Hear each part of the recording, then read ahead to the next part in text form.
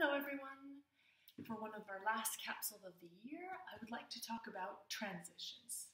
Now, as we know, as you all know, transitions can be a very stressful time for families, for children, especially when entering preschool for the first time, or even just the fact of going from one grade to another, from pre-K to K, K to grade 1, and any other grade. Even as adults, a new job, all of those things can be quite stressful. Families can ask themselves, will the new teacher like me? Will it like my child? The children will ask themselves the same thing. Even though they're very excited about their summer holidays, they can still be wondering how it'll be next year. How will it be my new class? Will I have any friends with me? The parents will be asking, is it going to go well? How will his behavior go? Summer for them is not always just fun and games. There's stress there. So how can you, as a teacher or as an administration, how can you help make the transition easier? Well, I want to talk about two things today. The first one is bridging, and the other one is matchmaking. They're very abstract concepts that you can use in any other given situation, but we're going to use it for children to enter school or going to a new class. So first of all, I'm going to explain the two concepts, and then we'll concretely put them in. How can we put them concretely in place so that it works for your school? First of all, what is bridging and matchmaking? Well, all humans, do not do separation so well. So how can you make separation easier for children?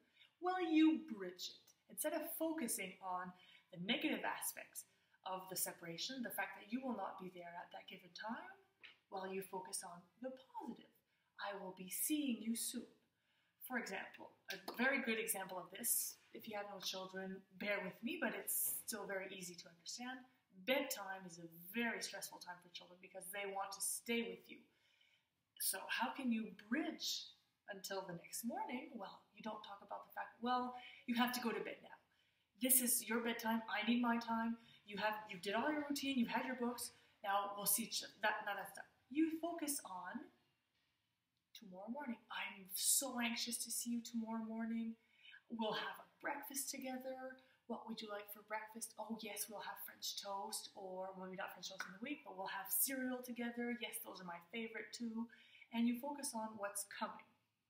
Sometimes even just having something that belongs to you, like a scarf or a shirt that they would really like, then you can give that so that they don't focus on what's under the bridge, the separation, but they focus on the next connection.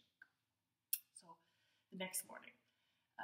Even dreams, you can talk about dreams. Oh, I look forward to dreaming about you, and then we'll talk about it next morning. So you can even say that to your children, to the students in your class. Oh, I know, I'm so excited for tomorrow. We'll see each other tomorrow morning at 8:30, and then we'll have our carpet time together. I'm very anxious to have that moment with you. So for the kids that don't want to leave and that have stressful situations, it could be fun for them to know that you're looking forward to seeing them the next day.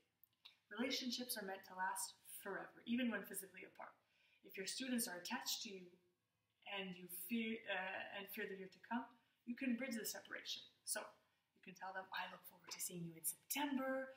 I can't wait till you tell me all about your vacation in September. So even then, you tell them that even though there's a whole summer break, you will still be there, your relationship will still be intact come September.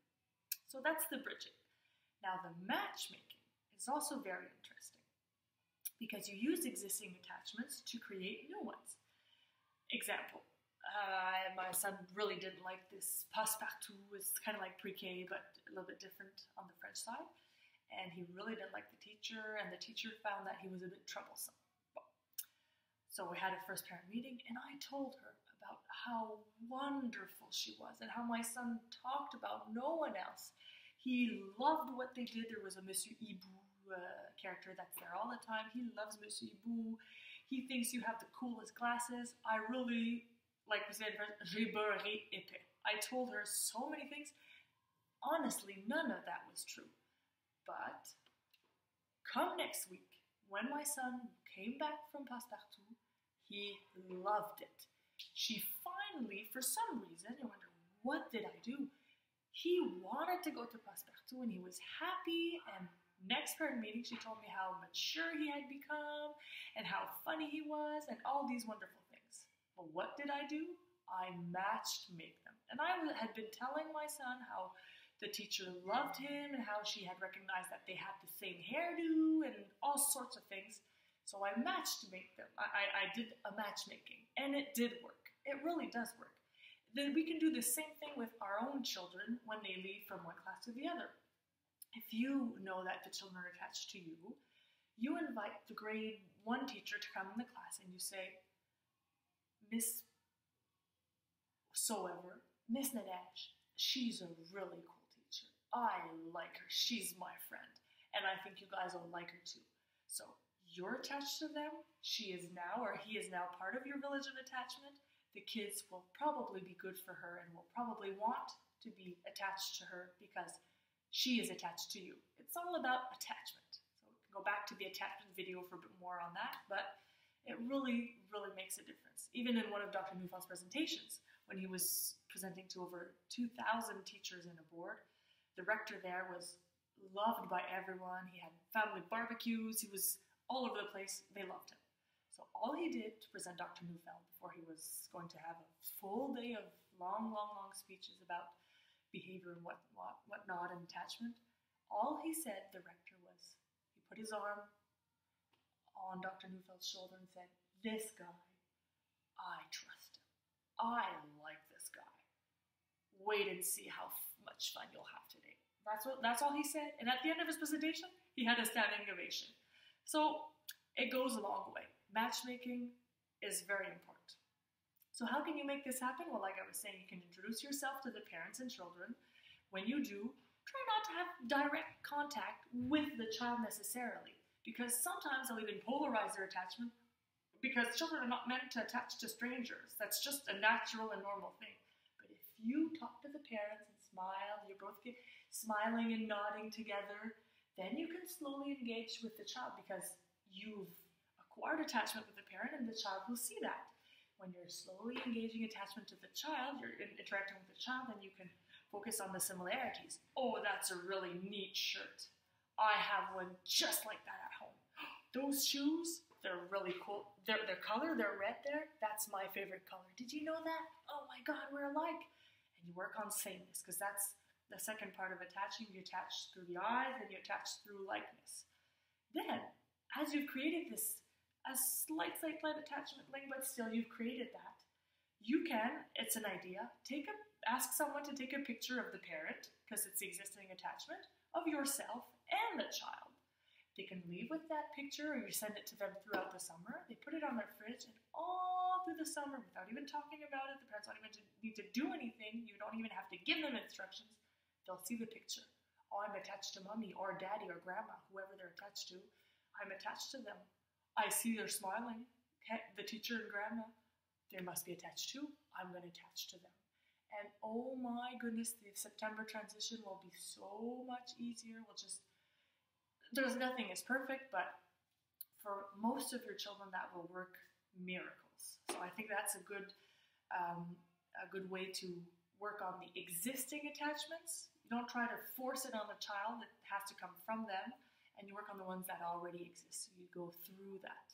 With your bridging, with your matchmaking, I think those are fun ways and easy ways for you to collect the children that will be coming next year and to make sure that when they go to the grade 1 class or to the kindergarten class, that you have made that connection visible between you and the next teacher so that they know that you will still be there and that this new teacher is also your friend and they can also attach to this new teacher, even though maybe you don't want to. For example, in the movie Stepmom, maybe some have seen you, it's just this mother that's divorced and there's a new stepmother in her ex-husband's life. They don't like each other at all, but the real mother knows she's dying and that she will not survive, so she works very hard at attaching to the stepmom so that when she leaves, the children will have someone to attach to. And I just have shivers just thinking about it. We don't have to be so dramatic, but it's just to prove the point that matchmaking and the bridging, focusing on the next positive thing that will happen, the next positive moment of connection, is quite important. And it will support the transition in September. Make your life much easier. There's a lot more on that if you want more information. There's a huge, a very simple and precise procedure that Eva Agostini has shared with us and created that could be envisioned and looked at for easing transition even more into school and into the next level. You can contact me if you'd like to know more about it, and if not, well, bridge your summers, matchmake your teachers and your students together, and enjoy your summer holidays. You deserve them. See you later. Au revoir.